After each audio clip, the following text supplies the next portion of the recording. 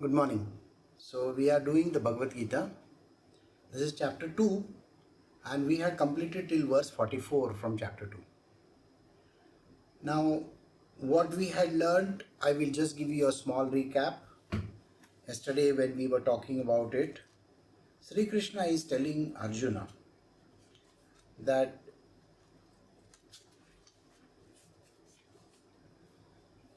there is only one ideal that you have to focus on. That ideal has to be one. The reason is because if you have too many things going on in your life, your mind gets distracted, your intellect gets dissolved. So if your intellect by itself is reacting to 100 different things, it is not determinate. That means it is not focused on anything. And the results are going to be terrible. So in the world of spiritual also, it is very important that you focus clearly on one specific thing, which is the divine itself, and don't focus on anything else. Yesterday we learned that there are deities and there are divinities in this world which are caretakers of certain kinds of responsibilities. Like say for example, if I have to take up the responsibility of wealth, then it is resting with Lakshmi Devi.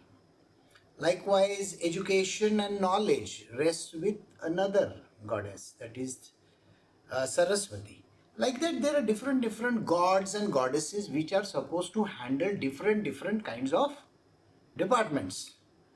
And they are deities, they are not capital gods, capital God, they are not that. So the one which we say as the divine, the totally the utter, the highest of its kind, is this one entity whom we can call Krishna, because this is scripture which is Vaishnava scripture. Somebody who is reading the Shaivite scripture calls him Shiva, whatever. It does not matter. Those who are reading the Bible will say Father in heaven, and so on and so forth. So there are different ways of looking at the same. There is only one divine, one supreme God, one supreme divine consciousness, and we are supposed to have focus only on this. If you get entangled with the deities, then you are going to become subservient to them. That means literally you are like a servant to them. You will go to their individual heavens because these are like ministers. So when they serve, you have to become their servant and serve them. So, but you get to enjoy their, their castle, their 5-star hotel which they may be having. Of course, only for a limited duration of time. After that, you are going to be born here on earth again. And we should never aim for heavens of this kind of, this kind of deities, because that is going to put us in a quandary. So here he says that attainment of pleasure and power and rebirth is the fruit. So what you get out of it is just nothing but rebirth. So you aim for any of these divinities, you are going to get reborn again and again and again. Alright? So now we will start with the next verse. We are doing Bhagavad Gita chapter 2 verse 45.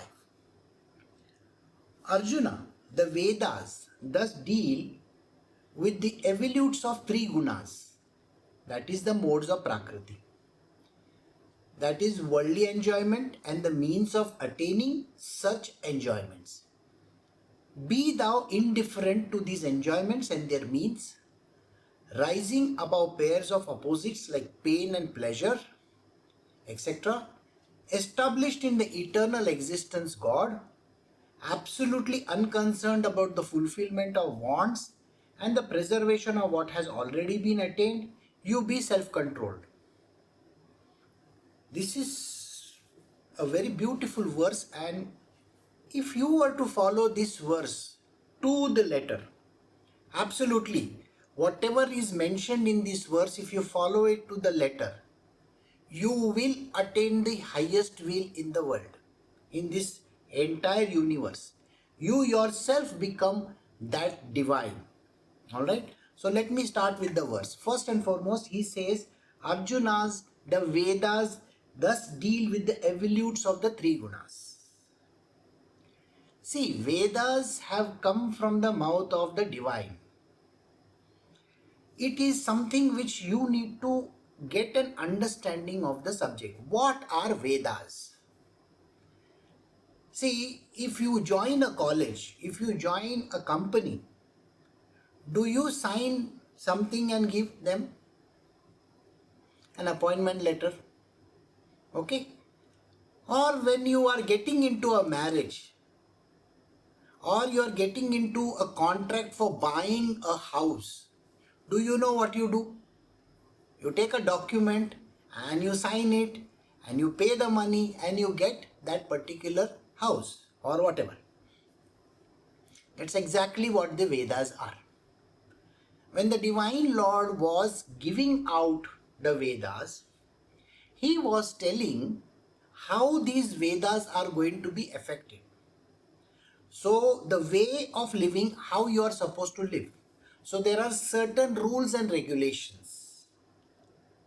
In the contract there are rules and regulations, right? So if you buy a house, there is a contract which says that you can use only this much amount of property. This is parking space. This is your landing space. This is public place. This is a garden which is used for the public. This is a clubhouse. All these things are mentioned in that. So likewise, and you can use only this much amount of space for this purpose. So when you are born on this planet Earth, you have to follow certain rules and regulations. Now, there are certain benefits that accrue from it also. So if you join a housing colony, what are the benefits? So they may have something which is called a swimming pool. So you can enjoy the benefits of a swimming pool. If they have a clubhouse, then you can enjoy the clubhouse, but in a certain manner. So there are terms and conditions, isn't it? Exactly how this life has to be led. So when the Divine Lord was defining these Vedas, he was telling that there are certain benefits that you can accrue. So you do this. So you make an application for something and you get those benefits. So even in your own world, if you have to join a particular community, do you have to follow community rules and guidelines? Exactly the point. So this is nothing but the community which is human birth. There are certain rules and regulations which you have to follow. There are certain things that are going to happen in a particular way. This is the framework of our existence. So now, Shri Krishna is telling you over here, the Vedas deal with the evolutes of the three gunas. What are the three gunas? Sattva, Rajas and Tamas.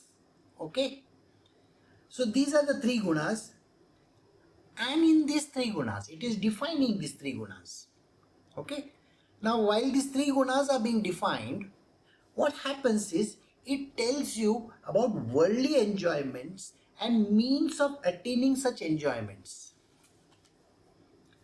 In the Vedas, there are lot of different kinds of prayers.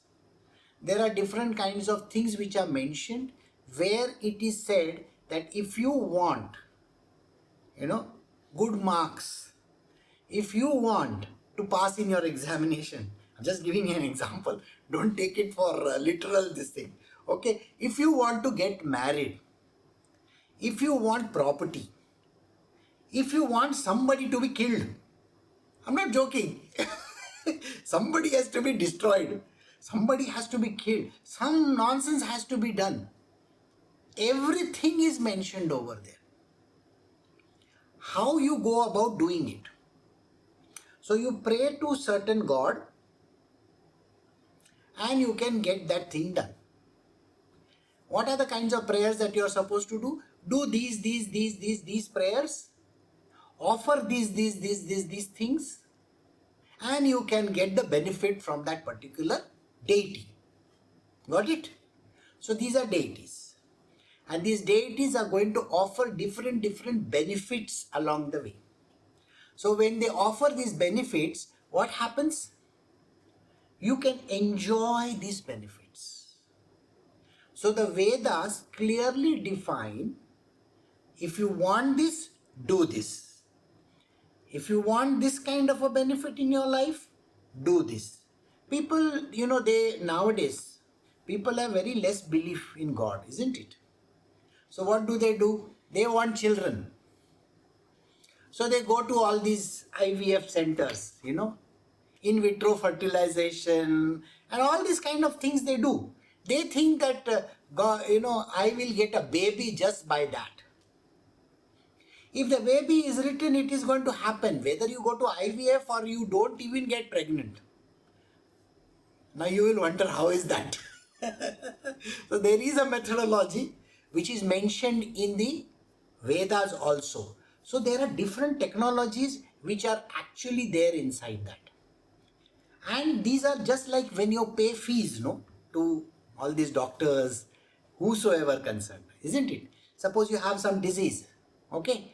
Suppose you have cancer. Now cancer, is it curable, non-curable? We don't know. So some of it is curable. So you follow certain techniques, certain medicines, and God knows what all things you have to do. Finally, you are out of cancer. Have you paid the fees to the doctor? Yes. Have you gone for X-rays and MRIs and this and that and thousands of tests? Of course you have done all these things. Are you paying a pots of money to the doctors and the hospitals? Yes. To the clinics also, where you get all your tests done. Are you paying even for insurance? Yes. So the Vedas say, you want a baby? Go and give this thing to this God. He is like that doctor. He is like that person who is going to put the trigger on for the baby. Suppose you want money. So what do you do for money? Sometimes you want loan.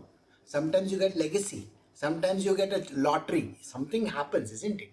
So are you asking for it? Yes. So there are certain prayers.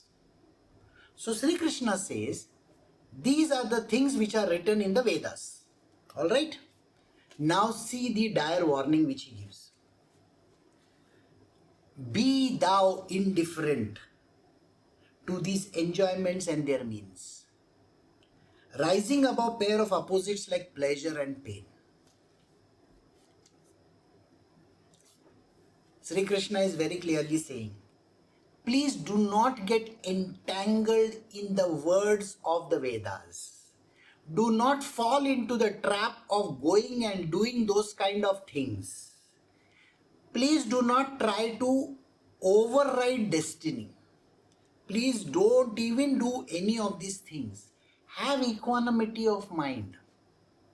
Equanimity of mind means when there is pleasure, don't bother about it. When there is pain also, don't bother about it. Whatever may be the condition. See, the Vedas are also talking of overcoming a lot of problems, isn't it? Suppose you have certain doshas. Doshas means defects. When a body has certain defects, you have to do certain things. Like say for example, there is a particular person, his daughter is autistic. Now she was born autistic. And today they are performing so many pujas and parts as written in the Vedas. I am telling you one thing for sure. They are setting up the biggest trap in their life. You got what I am saying? This is a trap. Person should never fall into this trap. Don't keep on visiting temples and praying to God so that I want this, please give me this, so I am giving you this. So going to, Tirupati, Balaji or some such kind of a place, I will give you 10,000 rupees, I will give you 50,000 rupees. I have people who come from abroad and they bring a pots of dollars with them. Okay. They may be living in some XYZ country, but they will come with dollars and they will give it to Balaji. They will give it to some temple. Finished. You are gone. You are following the law as per the Vedas. And Krishna is here giving a dire warning. Please don't get into it. He says, rising above pair of opposites like pleasure and pain, established in this eternal God. Please do not do this. But establish your single pointedness to this one divine God. Even the Quran says the same thing. It says don't get lost in all these things. Just follow that one God called Allah. Right? Here also Shri Krishna is saying the same thing. He says, why are you running after all these deities and divinities in this world? Don't follow them. Don't give them anything. There is nothing to be given or nothing to be done. Don't get into that trap, because it is going to give you rebirth. So just go and pray to this one divine Lord. So then what happens? Established in the eternal existence, that is rising above pair of opposites like pleasure and pain, established in the eternal existence God, absolutely unconcerned about the fulfillments of wants and preservation of what has already been attained, you be self-controlled. See, here I am giving a very clear understanding to those who have the desire for something. I have people in my world who say, my wife wants a baby. My father-in-law is demanding that I should have a baby. My mother says, you are not earning anything. You should go and join an IT company. Somebody will say that we need properties. Somebody is going to say we need this and that. Every time when this happens, you get disturbed and follow all the deities around. You go to the local gods and goddesses, you go to this temple, you go to that temple, and even if that person is going, there is no need for you to follow that. Please understand this. There is no need, because if you follow that individual, you are going to go to hell with them. This is a dire warning which Krishna is giving. Do not fall into this trap. There is no greater book than Bhagavad Gita. There is no greater book than Bhagavad Gita. Please remember these words. You can follow whatever you want to. Finally, you are going to be reborn again and again. If this wife of yours is demanding something, if she is going to be born as a cockroach in next life, you are also going to be born. And if you are in the path of spiritual, to meet your spiritual master again, you will have to take another 100 births. This is never understood by human beings. They fall into this trap constantly. And they feel that, they owe it to somebody. You don't owe it to anybody. You owe it to yourself. If you get liberated, the whole family gets liberated. I think you understand this. The other people, as yesterday, what did Krishna call these people? You remember what he said yesterday about these people? He said they are ignorant, they do not understand. They are fools of the highest order. So, he says, absolutely unconcerned about the wants. Do not be concerned about the wants. Why are you so much after these wants? Even if it is a want of money, why are you so concerned? I want. Just because somebody says that you want, you should have, don't be. Please remember one thing. You can want and desire anything. Only that will come to you which is in your destiny. Did you understand? I will give you one small understanding here. Suppose in your life is written that you are supposed to go to United States. Okay? It is written. It is destined. People will go because they do not get the visa. They will go to this particular temple and tell the God, please give me visa, please give me visa, please give me visa, please give me visa. And then what happens? You get the visa. Now I want you to think very carefully. Did you get the visa because of that? Or was the visa already destined for you? Destiny is already written. You are anyway going to get it. Just because somebody says you are getting is not the correct answer. You remember when you go to these astrologers and all these people and they will give you one ring, nice golden ring. They will say it is going to cost you 70,000, 80,000 rupees. So you go and buy one ring. When you wear this ring, all your problems will get over and you will get lot of money. And after wearing the ring, one month or 2 months or 3 months later, you get a fantastic job and you get a lot of money. So what immediately happens is your thought goes on that ring. I got the job because of the ring. Then they go to numerologist. Numerologist says, oh, your name is Arun. Okay. Why don't you add one more A in your name? So then your vibration of the numerological value is going to increase. So you will get a lot of benefits. So this idiot goes and adds another A, Arun. Okay, A-A-R-U-N is my name. And then he gets another job. He gets increments maybe. It is because of that additional A. I mean, all the people in the world will laugh at this fellow and say, just because that additional A you got increment, is that the real thing? Boss, it was written already in your destiny. Why are you running after these people? Don't do that. There is no saint, sage or somebody like that who can remove things and give it to you. What is written in your destiny will come to you. That is exactly what Krishna is trying to tell you. So don't bother your head about doing all these things. So he says, absolutely unconcerned about the fulfillments of wants. Don't be concerned about the fulfillment of your wants, because I give all those wants. Whatever you want, I will give you. Okay? And the preservation of what has already been attained. Preservation of already been attained. If you have attained it by wrong means, it is anyway going to go. You be self-controlled. Please control yourself. Don't get into this kind of nonsense. Never ever get into the nonsense. I went to this temple, I did this particular type of prayers. Don't do that. Why are you doing it? Is what Krishna is asking. This is Bhagavad Gita. This is the absolute truth. There is no greater book than this. So we'll move to the next one. We are doing Bhagavad Gita chapter 2 verse 46. A Brahmana who has obtained enlightenment has as much use of all the Vedas as one who stands on the brink of a sheet of water overflowing on all sides has a little small reservoir of water. If you have got enlightened, if already you are an enlightened person, why do you need the books? Why do you need the Vedas? Why do you need spiritual talks? Why do you need to sit for satsangs? Why do you need to do anything for that matter? You don't have to do anything. When a person gets enlightened, they can throw all the books away. They can throw all the gods away also. Doesn't matter. This is the truth.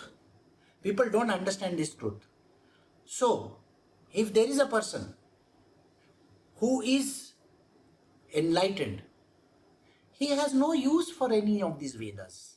He has no use for any scriptures. What he says is the scripture. Do you understand what I am saying?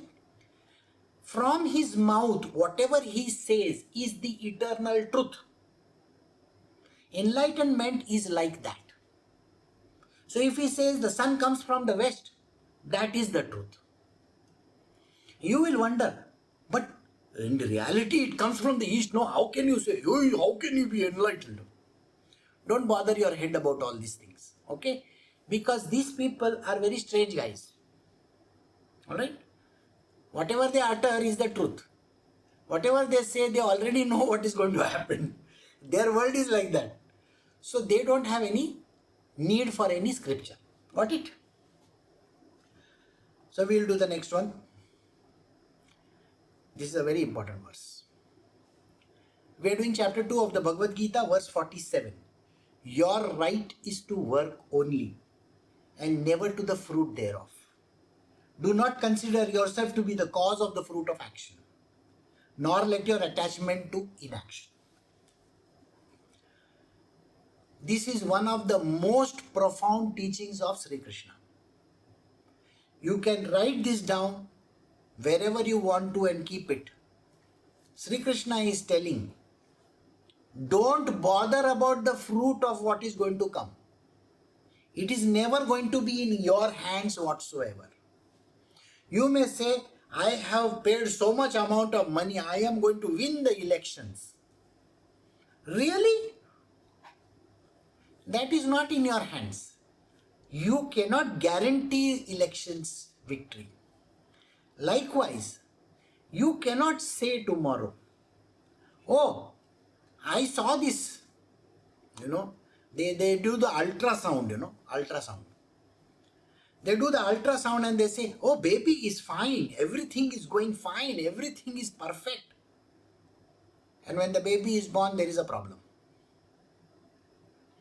Because even ultrasound, and for that matter, any of the things in the world can never be understood how this is going to happen. One very common example is the stock market. There are so many people who teach how to make millions and billions in the stock market. They have written books after books after books, and they have given lectures after lectures. Have you heard of this person called Warren Buffett?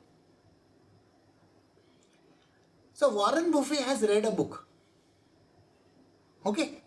This book is The Intelligent Investor. Very intelligent investor. So he says, I got my billions by reading this book. So you go ahead and read it. So what do you think immediately? If Warren Buffett can make billions, I will read this book and I will also become a billionaire. It's the biggest foolish thing on earth you can ever do. Nowhere can Warren Buffett, and for that matter anybody, predict that they can win billions and they can have money by reading a book. So whosoever thinks that they can control the final end, they are mistaken. Nobody can say. So Sri Krishna says, your right is to work only. Your job is to do your job. Many years ago, I told people that this is the thing that I want you to do. Okay? The foundation is there. Yes, previously it was called by the same name. Your job is to work. Just work. Don't bother your head about where the money is going to come from, what is going to happen, how it is going to happen. It's not your concern.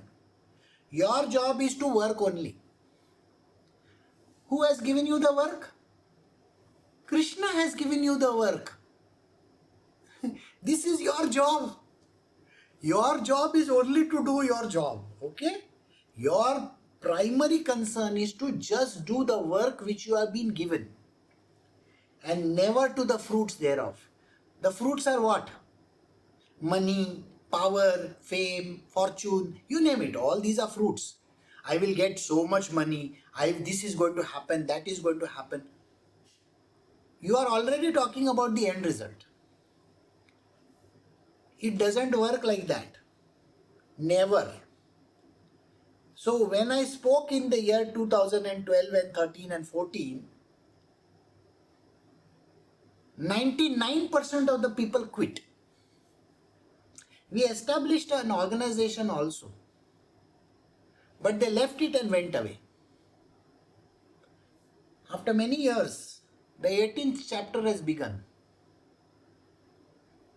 18th chapter of the Bhagavad Gita.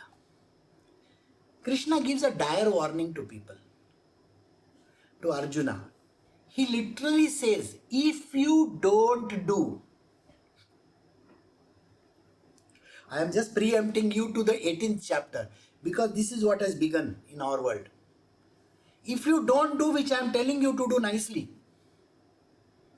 destiny and Maya will make you do the same thing. She will put a gun against your head and make you do that same thing. You are denying me this? So you will have to do the same thing. And when you do that, out of fear or just because you are forced to do, then that action which you do will lead to rebirth. Because karma happens. You see, karma happens just because you do not follow the laws which have been written by the divine Lord himself. So at the end of the day, destiny will finally take charge. But when destiny takes charge, already you have come to the 18th chapter. Why not start in the second chapter itself and overcome these rest of the 16 chapters? Just don't do that. Don't be such a fool saying that, no, I will see it. First I have to earn money. First I have to do this. First I have to do that. In this verse he says, do not let attachments to inaction. Inaction means I don't want to do.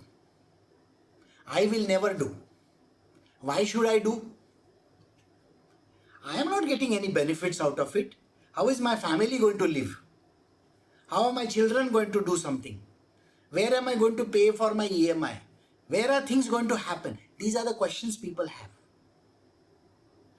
Shri Krishna says over here very clearly, don't bother your head about it, because all that is controlled by me only. At the end of the day, you are just a pawn in my hands. Okay? And I just keep on telling Maya, darling, Maya, just do this. Krishna doesn't lift his finger. You know that or you don't know that. Krishna doesn't lift his finger.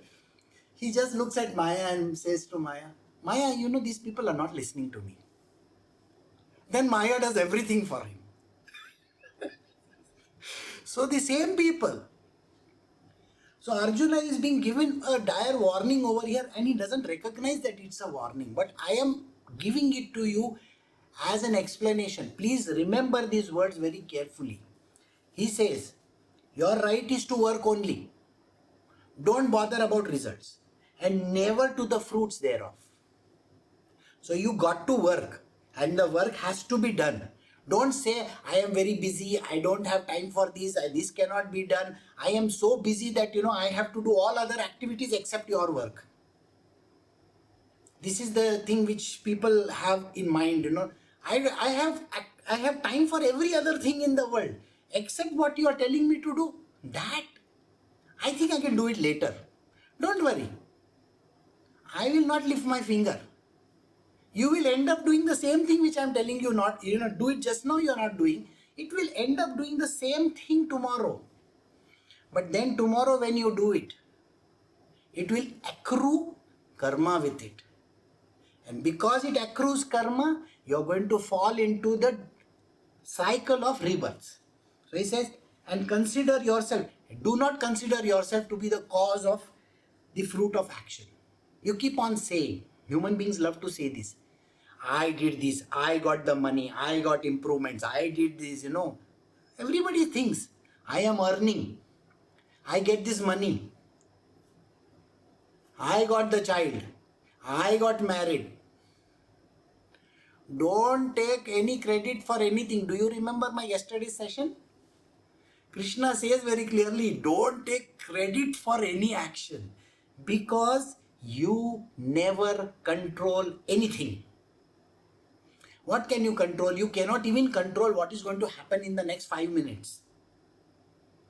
Isn't it? Nobody can control. What is this life and death? Money and no money. You have no control. Even your sneeze is not under your control. So then what are you talking about? So don't ever take the credit that I am doing it. I am going to do it in the way I feel like. He says very nicely, please do it. And Krishna's way of talking is very unique. He doesn't say, in the beginning he never uses threats. In the beginning he says, you know what? God has made the world like this. Really? You are that God. And then he says, he has written his laws. And by doing this you will get that. It is not like that. Very clearly he is saying on the other side, I am the Supreme Lord myself. You listen to me only. So it's a very sugar-coated pill for you all. Sugar-coated. And he says, do this. And then everything will be fine. Because when you understand that I am the doer of everything, I have taken care of everything in the future. Why are you worried so much? And this is the verse which is important for all of us. So you can just, mark it and keep it, and never have attachment to inaction. Inaction means I won't do this. I don't want to do. Where can I see the benefits? I don't see any benefits in this. So when people, way back again, people thought that I am asking them free work, work for me for free. No, I don't give anybody free like that. Payment comes, and it's the payment which is come because you are doing something. And that payment will go a long way, it can never be lost. But if you work in any other way, even if you get 10 lakhs, next day you will be having 12 lakh rupees loan. But if I give you 100 rupees, you would have spent 70 rupees and you will still have 30 rupees left. This is the funny part of Krishna's teachings, and we have to follow them. Okay, so I will stop over here.